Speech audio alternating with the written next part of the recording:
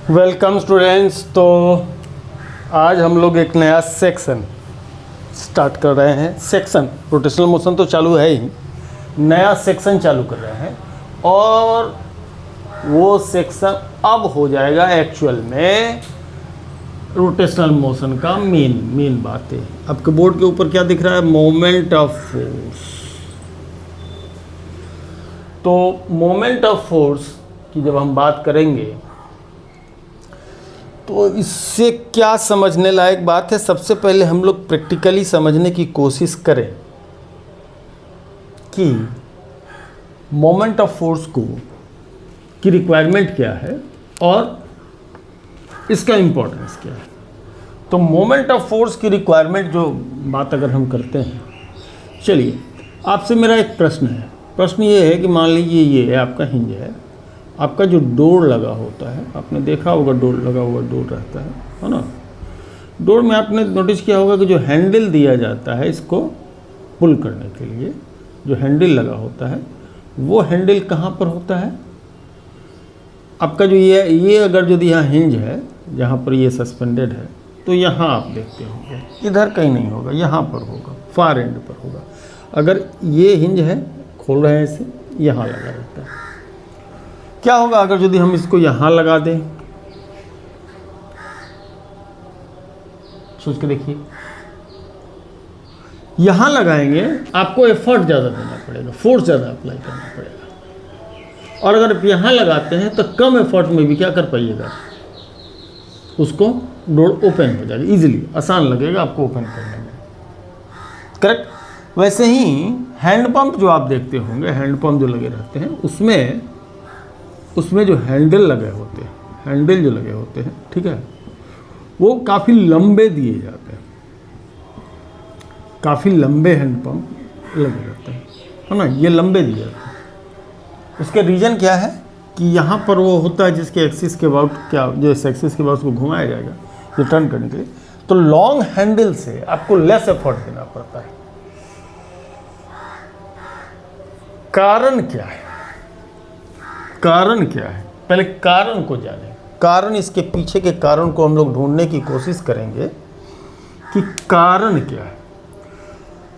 तो देखिए, हर कारण को ढूंढने के पीछे अगर हम जाएंगे तो सबसे बेहतर एक्सप्लेनेशन जो होगा वो एक्सप्लेनेशन आपका एनर्जी के लेवल पर होगा। तो एनर्जी के बेस पर हम लोग इसको एक्सप्लेन करने की करते हैं, ठीक है। चलिए देखिए, तो हम लोग इसको क्या रीज़न बनता है, बड़े आर्म का रीज़न क्या होता है वो हमको समझे। माने कब मोमेंट ऑफ फोर्स बड़ा होगा, किसी भी फोर्स का रोटेशनल इफेक्ट यानी मोमेंट ऑफ द फोर्स बड़ा होगा, कब ये छोटा हो जाएगा, ये समझने की कोशिश कीजिए। जैसे कि मान लीजिए ये पॉइंट है और ये यहाँ पर एक रॉड है, ठीक, हम लोग टर्न कर रहे हैं, ओके। टर्न करके इस रॉड को मान लीजिए ऐसा करके यहाँ तक लाया गया, ठीक। अब रॉड की पोजीशन यहाँ है। अगर मान लीजिए इस पॉइंट पर फोर्स लगा के लाया जाता तो ये पाथ होता, ठीक है। और अगर यहाँ पर लगाया जाता फोर्स, ये पाथ होता। डॉटेड कर दीजिए इसको डॉटेड कर दीजिए। और अगर यहाँ लगाया जाता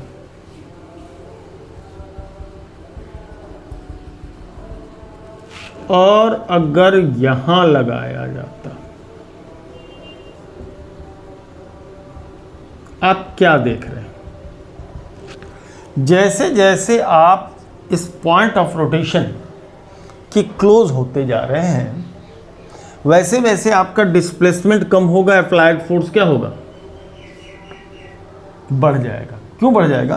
क्योंकि वर्क तो सेम है, इस रॉड को टर्न करके यहाँ तक लाना है, वर्क तो सेम है, लेकिन यहाँ पर आपका स्मॉल डिस्प्लेसमेंट, यहाँ पर लार्ज, उस कंपैरेटिवली लार्ज, यहाँ कंपैरेटिवली लार्ज। तो जो अमाउंट ऑफ एनर्जी रिक्वायर्ड, जो वर्क डन है, जो अमाउंट ऑफ एनर्जी रिक्वायर्ड और जो वर्क डन है वो दोनों में सेम होगा। तो यहाँ पर देखिए, अगर इसको S1 कह लीजिए, S2 कह लीजिए, S3 कह लीजिए, S4 कह लीजिए, हम इसको रफली कर रहे हैं, कर्व पाथ है, सीधा सीधा तो नहीं है। तो आप देखिए कि F1 S1 equal to F2 S2 equal to F3 S3 equal to F4 S4 ऐसा होगा। यानी ये प्रोडक्ट इनके बराबर होंगे। अगर किसी दो को कंपेयर कर लीजिए, चलिए F1 S1 को F4 S4 से अगर यदि हम लोग कंपेयर करते हैं, अगर हम कंपेयर करते हैं तो दोनों अमाउंट सेम है, तो जिसमें S1 कम होगा उसमें F1 क्या होगा, ज़्यादा होगा। जिसमें S1 ज़्यादा होगा उसमें S4 ज़्यादा होगा, डिस्प्लेसमेंट ज़्यादा होगा, उसमें फोर्स एफर्ट क्या होगा, कम लगेगा। तो ये हैंडलिंग जब हम लोग बड़ा कर देते हैं, ये अलग बात है कि डिस्प्लेसमेंट हमको ज़्यादा होता है, लेकिन एफर्ट अप्लाइड क्या हो जाता है, कम हो जाता है, रिड्यूस कर जाता है। ठीक है, तो ये कहानी है आपके किसी भी चीज़ का लॉन्ग हैंडल इस्तेमाल करने का, करेक्ट है ना। और किसी ने तो ये कहा कि अगर टिक के लिए बिंदु दे दिया जाए तो हम पूरी पृथ्वी को उठा दें, है ना। जैसे कि मान लीजिए इस टाइप का कोई अगर यदि बड़ा सा स्टोन है, आप यहाँ पर एक ये लेकर के, और इस टाइप का ये सरफेस है, मान लीजिए अगर ये बड़ा सा एक ये लीवर ले लिया जाए और इस लीवर को अगर काफ़ी लंबा लिया जाए, यहाँ से दबाया जाए, यहाँ पर इसको अगर प्रेस किया जाए, तो आप इसको सीधे सीधे आप नहीं उठा सकते। सीधे सीधे अगर लिफ्ट करने की बारी आएगी तो शायद आप ना उठा पाए, लेकिन ये लीवर लेकर के और यहाँ पर ये लेकर के गाँव वगैरह में या मजदूर लोग इस्तेमाल करते हैं, इसको यहाँ से दबाएंगे, ये उठ जाता है। रीजन क्या होता है कि यहाँ पर आप यहाँ पर जो होगा सीधा सीधा फोर्स अप्लाइड जो होगा सीधा सीधा डिस्प्लेसमेंट में, मैंने छोटा डिस्प्लेसमेंट बड़ा फोर्स, यहाँ पर बड़ा डिस्प्लेसमेंट और तो अप्लाइड फोर्स क्या हो जाएगा, कम हो जाएगा। देखिए ना, इधर छोटा डिस्प्लेसमेंट बड़ा फोर्स हो जाएगा, इधर आर्म बढ़ा दिए हैं तो बड़ा डिस्प्लेसमेंट होगा था, छोटा फोर्स हो जाएगा। तो ये कहानी बन जाती है किसके लिए, आपका क्यों हम लोग लॉन्ग हैंडल इस्तेमाल करते हैं। तो moment of the force that is also called torque. तो वही वो चीज़ हम लोग क्या करने जा रहे हैं, देखने जा रहे हैं। अब समझने की बात ये है, जिस तरीके से a force is required for the translatory motion, है ना, स्थानांतरीय गति के लिए बल की आवश्यकता होती है। तो रोटेशनल मोशन के लिए, घूर्णी गति के लिए एक टॉर्क की रिक्वायरमेंट होगी, मोमेंट ऑफ फोर्स की रिक्वायरमेंट होगी। घूर्णी गति के लिए एक जड़ता गुण, बल आघूर्ण की जरूरत पड़ेगी, है ना, बल आघूर्ण की जरूरत पड़ेगी।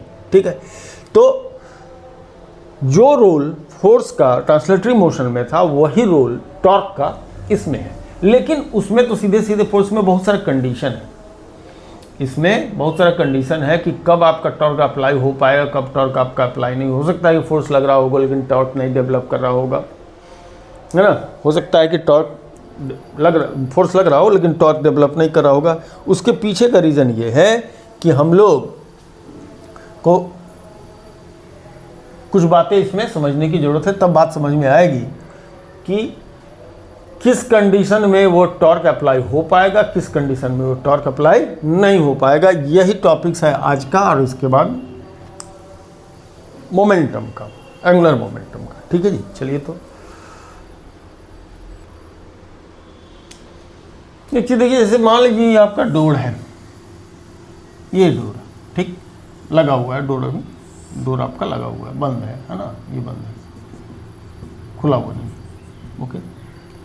और हम अगर फोर्स, ये दीवार है, डोर क्लोज्ड है दीवार के साथ में, अगर हम कोई फोर्स इधर लगा रहे हो या फिर इस फोर्स को इधर लगा रहे हो, क्या ये पॉसिबल है कि हम इस डोर को ओपन कर पाएंगे? मैंने कहना क्या चाहते हैं, जैसे कि ये डोर है, ऐसे ऐसे खुलता है ना, हम इसको फोर्स को ऐसे लगा रहे हैं या इस डोर को ऐसे खींच रहे हो, इस डोर को ऐसे खींच रहे हो या उसको दबा रहे हो, टर्न करेगा क्या? टर्न करेगा क्या? जवाब है नहीं। क्यों नहीं टर्न करेगा? चूंकि line of action of force axis of rotation के साथ से पास कर रहा है, चाहे हम उसको धकेल रहे हो चाहे उसको खींच रहे हो, इसका line of action of the force जो है वो हमारे क्या हो रहा है, एक्सिस से पास कर रहा है। मतलब ये कि अगर हमको इसको टर्न कराना है तो फोर्स जो लगना चाहिए, अब देखिए ये है अब हम अगर फोर्स को इस लाइन में लगाते हैं, है ना, इस लाइन में, या फोर्स यहाँ से लगाते हैं तो बेस्ट है ना, यहाँ से इसे टर्न कर दिया, ठीक है ना, ये बेस्ट है। ओके, ये चूंकि इसका line of action, axis of rotation यहाँ है, ये है एक्सिस ऑफ रोटेशन, ये है एक्सिस ऑफ रोटेशन। तो अगर हम ऐसा खींचेंगे तो आराम से ये टर्न होगा, या ऐसा धकेलेंगे तो आराम से टर्न होगा, ठीक है, ऐसा आराम से टर्न होगा। लेकिन अगर खींचने की कोशिश करेंगे या धकेलने की कोशिश करेंगे, यानी कि line of action axis of rotation से अगर पास आउट हुआ तो कुछ नहीं होगा, तब टर्न नहीं होगा, हाँ, तब टर्न नहीं होगा। यानी कहने का मतलब line of action of the force axis of rotation से नहीं पास करना चाहिए। मानी इंपॉर्टेंट बात ये हो गई, यानी कि डेवलप टॉर्क की वैल्यू 0 हो जाएगी। कहने का तात्पर्य ये है कि लाइन ऑफ एक्शन से फोर्स, लाइन ऑफ एक्शन का एक्सिस ऑफ रोटेशन से जितना ज़्यादा डिस्टेंस होगा, डेवलप टॉर्क की वैल्यू उतनी अधिक होगी। जैसे कि मान लीजिए जैसे तिरछा करते हैं तो टॉर्क डेवलप तो करेगा, लेकिन शायद थोड़ा कम। अब जैसे जैसे इस फोर्स का डायरेक्शन है ना, चलिए पहले इसको ऐसे देखिए, यहाँ से कर रहे हैं 0 टॉर्क, फिर हम इसको थोड़ा तिरछा कर रहे हैं तो टॉर्क तो डेवलप करेगा, थोड़ा तिरछा, फिर और तिरछा और तिरछा। जब हम इस पर बिल्कुल फोर्स जो लगा रहे हैं यहाँ बिल्कुल 90 डिग्री, 90, ये 90 डिग्री, ये एक्सिस है, माने इस आर्म पर 90 डिग्री चले जा रहे हैं। पहले आर्म के पैरेलल जा रहे थे, थोड़ा सा ऑब्लिक हो रहे हैं, फिर धीरे धीरे आते आते यहाँ आ रहे हैं, ठीक है। फिर ऐसे में जब 90 डिग्री पर चले जा रहे हैं तो क्या देखेंगे, लाइन ऑफ एक्शन से, एक्सिस ऑफ रोटेशन से ये लाइन ऑफ एक्शन का डिस्टेंस मैक्सिमम हो जाएगा।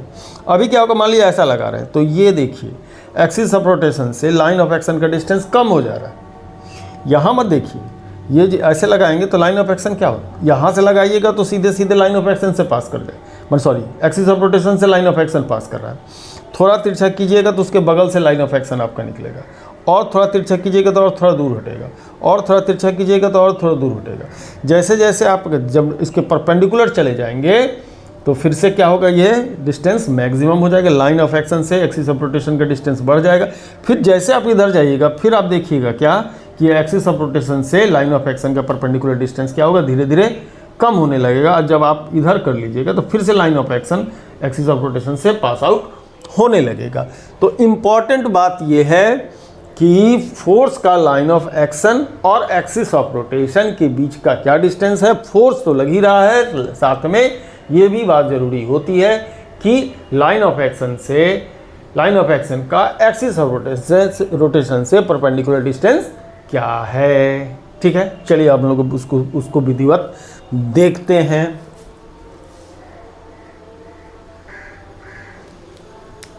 चलिए, तो ये लिया हमने, थोड़ा सा सीधा बना ले, ये लिया हमने एक्सिस ऑफ क्या, रोटेशन, ये हमने लिया एक्सिस ऑफ रोटेशन, और ये लिया आर्म जिसको कह रहे हैं आर। ठीक है जी, और फोर्स अप्लाई हो रहा है यहाँ। ठीक है, फोर्स वेक्टर, ये पोजीशन वेक्टर या आर्म वेक्टर जो भी कह लीजिए। ठीक है, ये लग रहा है फोर्स, और फोर्स का लाइन ऑफ एक्शन क्या हो गया, ये हो गया फोर्स का लाइन ऑफ एक्शन, ये हो गया फोर्स का लाइन ऑफ एक्शन। ठीक, तो ये बनता है हमारा perpendicular distance from line of action, ये बनता है। चलिए, अब हम लोग का जो वेक्टर लॉ हमको सजेस्ट करता है, वेक्टर लॉ जो हमको सजेस्ट करता है, क्या सजेस्ट करता है वेक्टर लॉ हमको भैया? तो वेक्टर लॉ हमको सजेस्ट करता है कि जब किसी दो वेक्टर के बीच का कोई एंगल लेने की बारी अगर आती है ना, तो इनको क्या करेंगे, फोर्स वेक्टर है, आर्म वेक्टर है, तरीका ये कहता है कि आप इनको को इनिशिएटिंग बना ले, माने दोनों के छोर को एक जगह पर ले ले, करेक्ट, तब उनके बीच का एंगल लिया जाएगा। प्रैक्टिकल सिचुएशन ये है, लेकिन कैलकुलेशन के लिए हम लोग को इसको क्या करना पड़ेगा, एक्सटेंड करना, आगे की तरफ बढ़ा करके इनके बीच का डायरेक्शन लेने के लिए यहाँ थीटा, ये थीटा हुआ तो अल्टरनेट वर्टिकली अपोजिट ये भी थीटा हो जाएगा। अगर इन मैग्नीट्यूड ये आर है तो जो परपेंडिकुलर डिस्टेंस हम कह रहे हैं वो एन कितना हो जाएगा, ये हो जाएगा आर साइन थीटा। तो क्या डेफिनेशन बनती है टॉर्क की भैया? मोमेंट ऑफ द फोर्स यानी टॉर्क की डेफिनेशन क्या बनती है? टॉर्क की डिस्टेंस बनती है force into perpendicular distance of line of action from its axis of rotation से उसकी क्या परपेंडिकुलर डिस्टेंस, यानी फोर्स की वैल्यू कितनी हो गई? चलिए इस टॉर्क का सिंबल तो टी लिया गया, फोर्स एफ हो गया। परपेंडिकुलर डिस्टेंस यहाँ से हमने कितना बना? ON है, आर साइन थीटा है, तो टॉर्क हुआ आर एफ साइन थीटा। सोच रहा हो कोई कि भाई एफ आर साइन थीटा क्यों नहीं लिख रहा है? सही बात है, एफ आर साइन थीटा भी यहाँ लिख सकते थे, लेकिन आर एफ साइन थीटा के लिखने के पीछे का कुछ कारण है। ठीक है, अब जरा सा एक बात याद कीजिए कि ए क्रॉस बी का मैग्नीट्यूड कितना होता था? A B sine theta. क्या ये आर एफ साइन थीटा वही दिखा रहा है? यानी कि ये वेक्टर क्वांटिटी होगा, वेक्टर प्रोडक्ट होगा, क्रॉस प्रोडक्ट होगा, वेक्टर प्रोडक्ट या क्रॉस प्रोडक्ट होगा। जो लोग ये वेक्टर प्रोडक्ट या क्रॉस प्रोडक्ट नहीं पढ़े हैं होंगे, इसका वीडियो हम पीछे में बना करके रखे हुए हैं, वो जा करके आप देख सकते हैं। ठीक है, तो कहानी यहाँ पर मैग्नीट्यूड ऑफ टॉर्क की बात करें अगर हम, तो हम लोग कह सकते हैं आर क्रॉस एफ लेंगे, आर क्रॉस एफ लेंगे। ठीक है ना, क्योंकि आर पहले आ रहा है, एंटी क्लॉकवाइज जाना है ना, पॉजिटिव डायरेक्शन क्या लेते हैं? एंटी क्लॉकवाइज, इसलिए आर क्रॉस एफ, इसीलिए हम एफ आर साइन थीटा लिख लेंगे, लेकिन आर एफ साइन थीटा लिख लिए थे। ठीक है, आर क्रॉस एफ होगा। अब तो टॉर्क को हम पूरी प्रॉपरली वेक्टर में क्या लिख पाते हैं?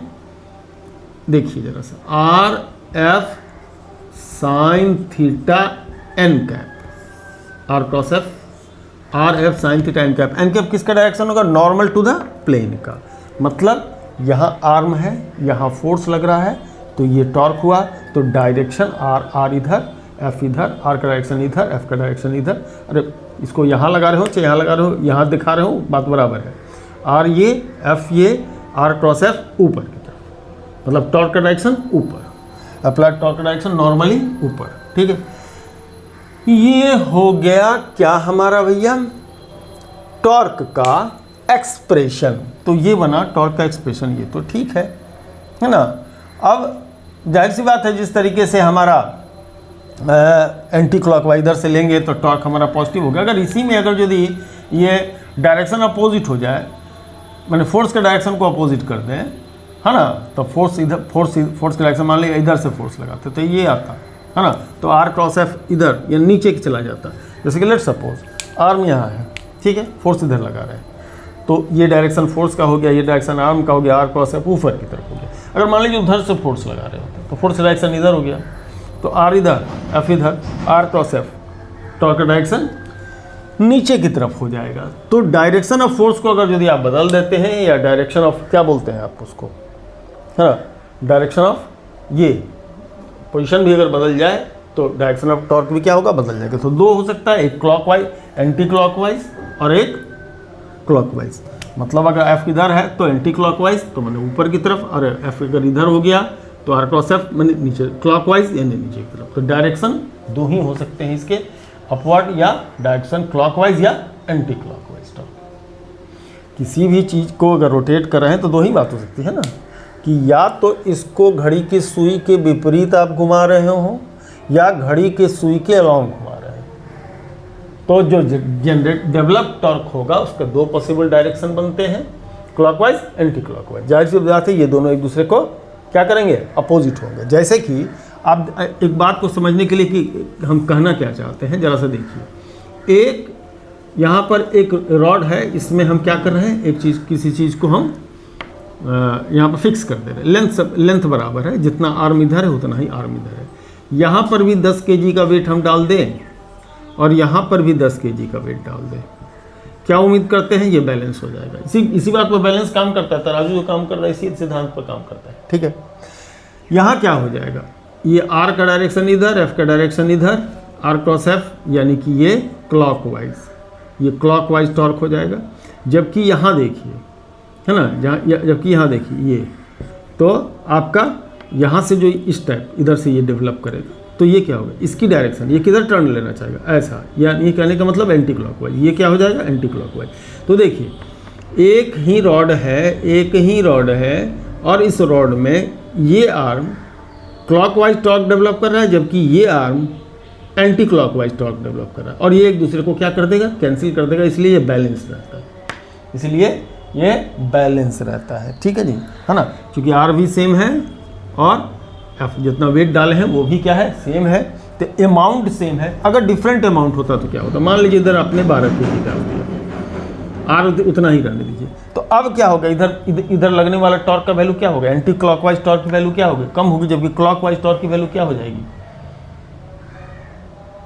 हाँ सॉरी, एंटी क्लॉकवाइज वाले टॉर्क की वैल्यू बढ़ जाएगी और क्लॉकवाइज की कंपैरेटिवली कम रह जाएगी, है ना, 2 यूनिट से कम रह जाएगी। तो ऐसे सिचुएशन में जो नेट टॉर्क होगा वो 2 यूनिट का एंटी क्लॉकवाइज आ जाएगा। जिस तरह से फोर्स की बात करते हैं कि 7 न्यूटन का फोर्स इधर से लगा रहे हैं, 5 न्यूटन का फोर्स इधर से लगा रहे हैं, तो ऐसे सिचुएशन में नेट फोर्स क्या होगा, 7 न्यूटन इस डायरेक्शन में, 5 न्यूटन इस डायरेक्शन में, तो नेट फोर्स 7 - 5 यानी 2 न्यूटन का इस डायरेक्शन में, 7 न्यूटन वाले के डायरेक्शन में, तो जो ज़्यादा होगा उसके डायरेक्शन में रिजल्टेंट आएगा, नेट फोर्स उसके डायरेक्शन में आएगा। उसी तरह से टॉर्क की भी कहानी है, नेट टॉर्क जो होगा, जो टॉर्क ज़्यादा होगा क्लॉकवाइज या एंटी क्लॉकवाइज, उसके डायरेक्शन में वो आएगा, ठीक है जी, okay.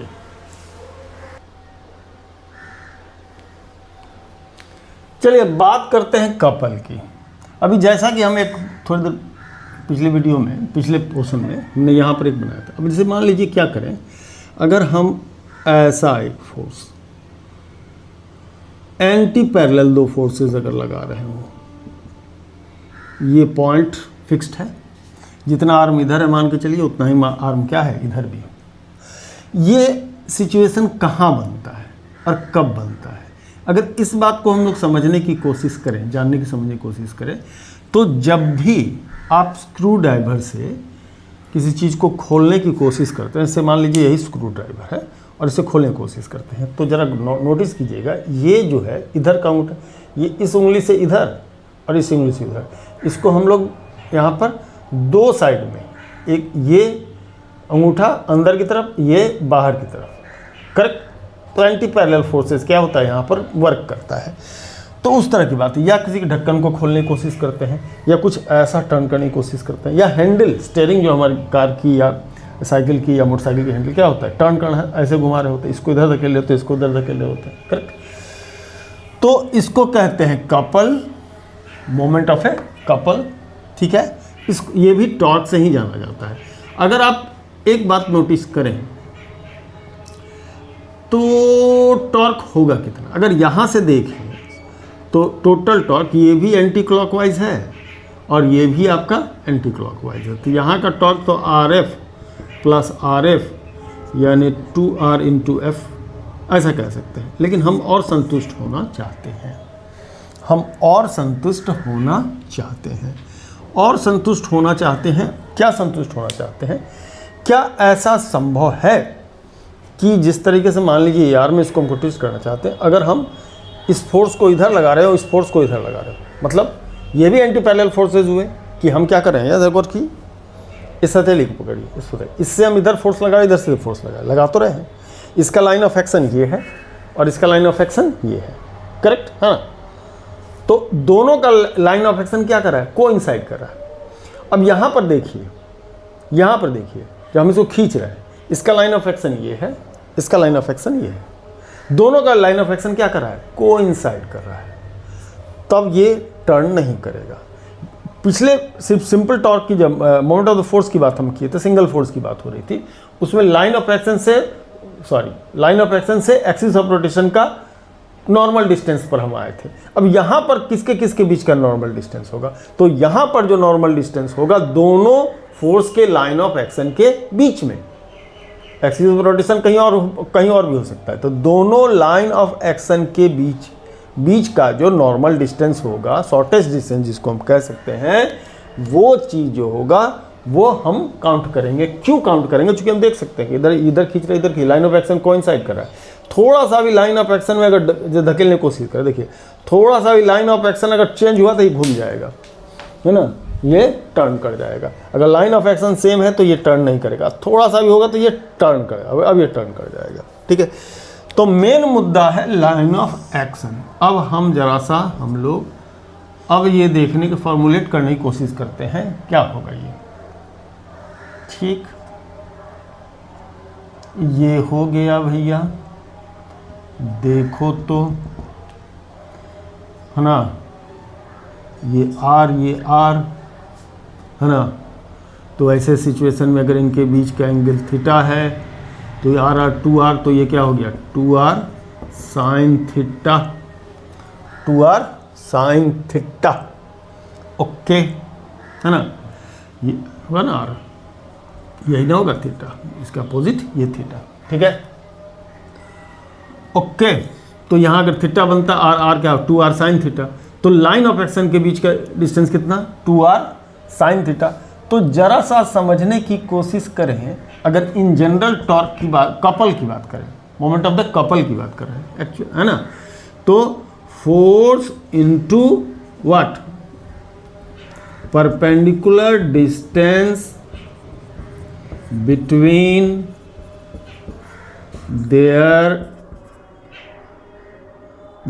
the line, perpendicular distance between the line of actions, line of action 2 है, तो F इंटू क्या हो रहा है 2r साइन थीटा हो रहा है। इसको भी अगर हम लोग देखें तो आपका अगर d कह लेते हैं टोटल डिस्टेंस, ये मैंने इस 2r को ना करके d कहते हैं, तो डी एफ साइन थीटा होता है ना। तो torque in magnitude D cross F होगा। डी मतलब ये जो जिस आर्म लगा हुआ है, आर्म के बीच का, आर्म का लेंथ, करेक्ट है ना।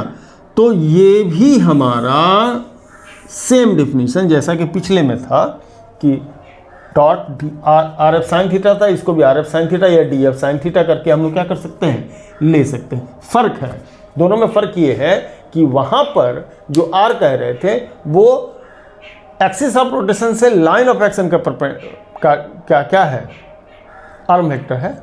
सॉरी, थोड़ा सा करेक्ट करना चाहेंगे हम, थोड़ा सा फ्लो में चले गए थे, जज्बात में बह गए थे। वहाँ आर है line of axis of rotation से आर का एक साइड में, जबकि यहाँ पर ये क्या हो जाता है, दोनों साइड में आ जाता है ना, दोनों साइड में आ जाता है, ठीक है, ये दोनों साइड में आता है। फर्क बस इतना ही है। मतलब ऐसा सोचिए ना कि एक जोड़ा लगा दिए, उस कहानी में था कि इतनी ही बड़ी इतनी भर बात थी, ये आर्म है, ये फोर्स लग रहा है, बस इतनी भर बात थी, इसमें मैंने डबल कर दी। एक ऐसा ये भी एंटी क्लॉकवाइज है, ये भी एंटी क्लॉकवाइज, फर्क कितना ही है। तो अब हम लोग जो होगा ये पूरा का पूरा आर लेंगे, उसमें sine theta as a product आएगा, चूंकि हम लोग दोनों लाइन ऑफ एक्शन के बीच का परपेंडिकुलर डिस्टेंस लेंगे, ठीक है। अब वहाँ पर भी जाहिर सी बात है, डी जितना बड़ा होगा इजी होगा खोलने में, है ना। तो जो मोटा मुट्ठा होता है, जैसे कि पेचकस वगैरह होता है, अगर ये चीज़ मोटा हो तो खोलने में आसानी होगी, अगर ये पतला होगा तो अब क्या होगा, खोलने में दिक्कत होगी। इसीलिए देखते होंगे कि जो स्क्रू ड्राइवर होता है, स्क्रू ड्राइवर के ऊपर एक प्लास्टिक का बेट चढ़ा हुआ होता है, जो कि थोड़ा सा मोटा होता है कंपेरेटिवली, जो पिन होता, माने इसका जो रॉड होता है स्क्रू ड्राइवर का, वो नहीं तो सीधा सीधा एक रॉड देकर के ऐसे खोलते, लेकिन काफ़ी एफर्ट देना पड़ेगा। तो जितना ये मोटा होगा, यानी डी की वैल्यू की जितना ज़्यादा होगा, डायमीटर उसका जितना ज़्यादा होगा, उतना ही एफर्ट कम लगाना पड़ेगा, ठीक है। उस तरह से कोई पेज खोलना होगा तो ऐसे एक कुछ होता है ना, ऐसे घुमा करके ऐसे घुमा के खोलने वाला, उसमें भी ये बड़ा व्हील होगा तो आसान होगा। देखिए ट्रक वगैरह का स्टीयरिंग व्हील तो बहुत इतना बड़ा रहता है, कार वगैरह में तो मान लीजिए इतना में काम चल जाता है, ट्रक वगैरह का तो इतना बड़ा, ऐसे पकड़ के ऐसे घुमाता है वो, है ना, ऐसा होता है। तो ये रीज़न बनता है किसका, इनका। चलिए अब नेक्स्ट बात और आगे की तरफ देख लिया जाए।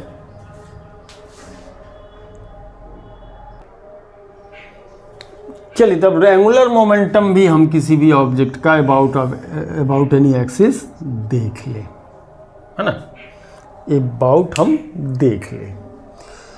तो पहली बात मैं बता दूं, किसी भी ऑब्जेक्ट का एंगुलर मोमेंटम अगर हमको पता करना है या जानना है तो इसके लिए आवश्यक नहीं है कि वो किसी सर्कल के ऊपर घूमेगा तभी उसका कोई एंगुलर मोमेंटम होगा। कोई लाइन पर भी अगर वो मूव कर रहा होगा तो उसका एंगुलर मोमेंटम बनेगा। क्यों बनेगा? एंगुलर वेलोसिटी होगी। क्यों होगी? देखिए, अगर किसी लाइन पर कोई ऑब्जेक्ट अगर मूव कर रहा है, अगर यहाँ पर से हम इसको ऑब्जर्व कर रहे हैं तो होता क्या है, जब ये मूव करता रहता है तब हम अपने आँख को घुमाते रहते हैं, इसकी पोजीशन हमारी चेंज होती है, इसके हमारे आँख पर उसका कोई ना कोई एंगल बनता रहता है। तो एंगल सबटेंड होता है हमारे आँख के ऊपर, या कोई जो पॉइंट ऑफ ऑब्जर्वेशन है वहाँ पर ये एंगल बनता रहता है, एंगुलर डिस्प्लेसमेंट होता था। जब एंगुलर डिस्प्लेसमेंट की बात अगर आ जाए, कोई लीनियर मोशन ही भले ही कर रहा, अगर उसका एंगुलर डिस्प्लेसमेंट की बात आएगी तो एंगुलर मोमेंटम भी आएगा, है ना, एंगुलर मोमेंटम भी आएगा। ठीक है, तो एंगुलर मोमेंटम को डिफाइन कैसे कर पाएंगे? देखिए, चलिए फिगर तो ऑलमोस्ट वही है, यही है हमारा एक्सिस ऑफ रोटेशन, मान लीजिए पॉइंट ऑफ रोटेशन जो भी कह लीजिए, ये हो गया हमारा क्या, पोजीशन आर, और कोई पार्टिकल जो है ऑब्जेक्ट पी मोमेंटम से, जिसकी मोमेंटम एम बी है, माने वी वेलोसिटी से एम मास, ये इस लाइन के ऊपर क्या कर रहा है, मूव कर रहा है। ठीक है, तो ये उसका डायरेक्शन ऑफ मोमेंटम हो गया, लाइन ऑफ एक्शन ये हो गया। ठीक है, लाइन ऑफ एक्शन ये हो गया। अब और ये हमारा इसका दिक्कत ये हो गया। अब देखिए, इसकी लाइन एक्शन के साथ भी एक्सिस ऑफ रोटेशन का बड़ा खेला है। अगर मान लीजिए हम ही एक्सिस ऑफ रोटेशन है और कोई इस लाइन एकदम सीधे इधर से आ करके इधर कोई ऑब्जेक्ट जा रहा होगा, तो हम इसको सीधे सीधे यहाँ से चुपचाप देखेंगे, वो आएगा हमारे पास, फिर जो है सो इधर के से इधर वो निकल जाएगा। वो आ रहा है, कोई एंगल बनेगा, एंगल चेंज होगा? नहीं होगा, एंगल सेम का सेम रह जा रहा है। जब तक उसका लाइन ऑफ मूवमेंट थोड़ा सा डिफरेंट नहीं हो जाएगा, हम अगर एक्सिस ऑफ रोटेशन है, तब तक उसमें एंगुलर डिस्प्लेसमेंट हमारे अबाउट उसका नहीं आएगा। तो ऐसे सिचुएशन में ये जो लाइन ऑफ एक्शन है एक्सिस ऑफ रोटेशन से पास आउट अगर हुआ तो कहानी खत्म हो जाएगी, है ना। थीटा ये है तो थीटा ये है, तो इसका भी परपेंडिकुलर डिस्टेंस लीजिए भैया, थीटा, तो ये कितना हो जाएगा, आर साइन थीटा हो जाएगा।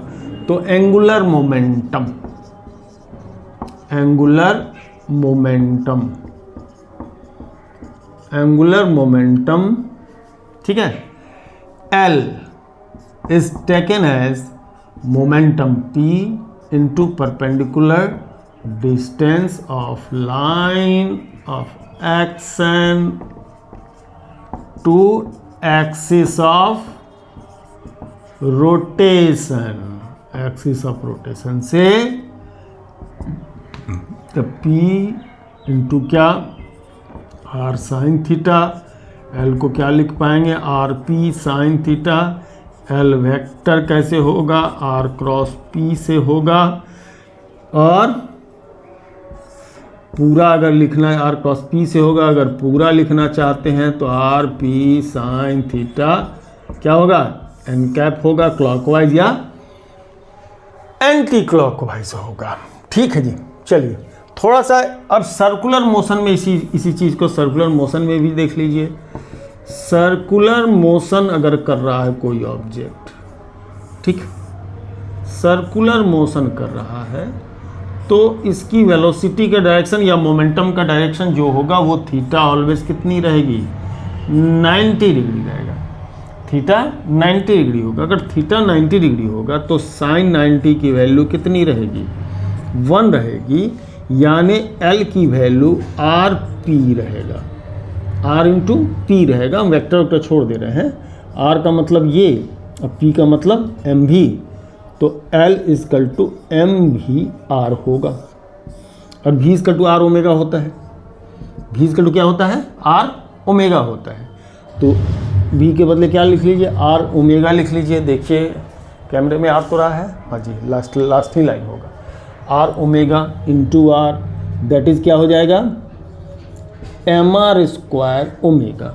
अब जरा सा एक पॉइंट नोटिस किया जाए your honour, L is equal to M R square अगर ओमेगा होता है, ठीक है जी, तो एम आर स्क्वायर क्या होगा, M I moment of inertia of the object about the this point mi हो जाएगा, m मास अगर है मूव कर रहा है mr², तो l की वैल्यू कितनी आ जाएगी, i ओमेगा, l की वैल्यू i ओमेगा आ जाएगा, आएगा ना। अब जरा सा l को तो देख ही लिए, जरा टॉर्क वाला कहानी भी एंगुलर सर्कुलर मोशन में देखिए, तो सर्कुलर मोशन में टॉर्क की वैल्यू देखिए तो कितना था, आर एफ साइन थीटा 1 हो जाएगा, आर एफ का मतलब एम ई, एफ का मतलब एम ई।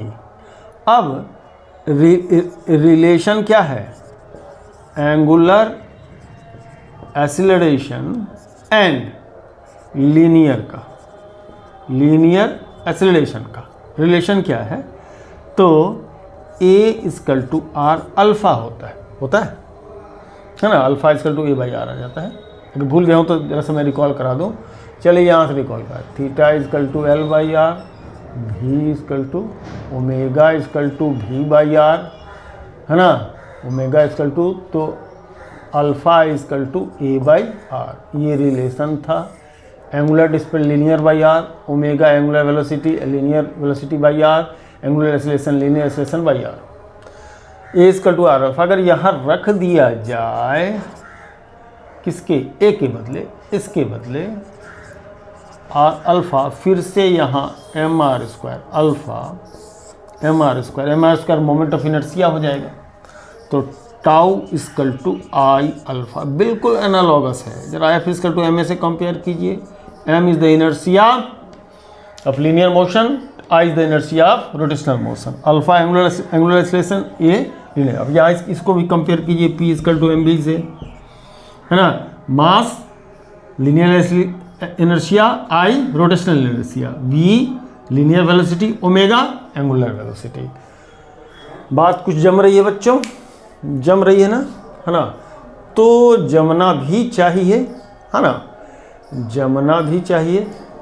और ये सारी थोड़ी बातें हुई हमारी किसकी, मोमेंट ऑफ इनर्शिया से रिलेटेड बातें हुई। मोमेंट ऑफ इनर्शिया नहीं भैया, बोल कुछ और रहे हैं, मतलब टॉर्क, कपल, एंगुलर मोमेंटम और ये, ठीक है, एंगुलर मोमेंटम और ये, तो ये है जी हमारा कहानी। आगे कुछ और देखना बाकी है कि इसमें रहने दिया जाए, चलिए देखते हैं। चलिए तो देखें क्या रिलेशन बिटवीन एंगुलर मोमेंटम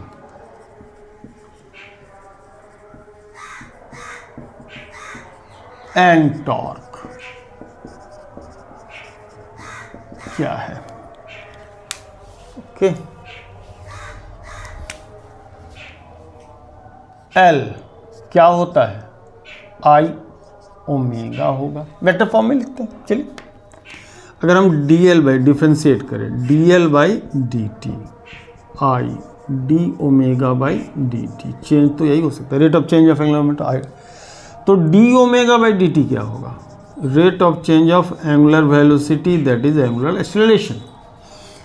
तो ऐसे में D L by D T equal to कितना हो गया, आई अल्फा, मतलब टॉर्क। ओके, तब लगे हाथ, principle of conservation of angular momentum भी देख लें हम लोग, क्योंकि बात तो हम लोग लीनियर मोमेंटम के कंजर्वेशन की बात करते हैं। अगर टाउ एक्सटर्नल ज़ीरो हो, यहाँ पर जो भी बात कर रहे हैं टाउ एक्सटर्नल क्या हो, एक्सटर्नल टॉर्क की, टाउ एक्सटर्नल ज़ीरो हो, in that situation D L by D T equals to zero होगा, मतलब एल की वैल्यू कांस्टेंट होगी। क्या कहानी निकल के आ गई, जैसा कि लीनियर मोमेंटम में हम लोग जानते थे, in the absence of the external force the total momentum of any isolated system remains conserve, total linear momentum.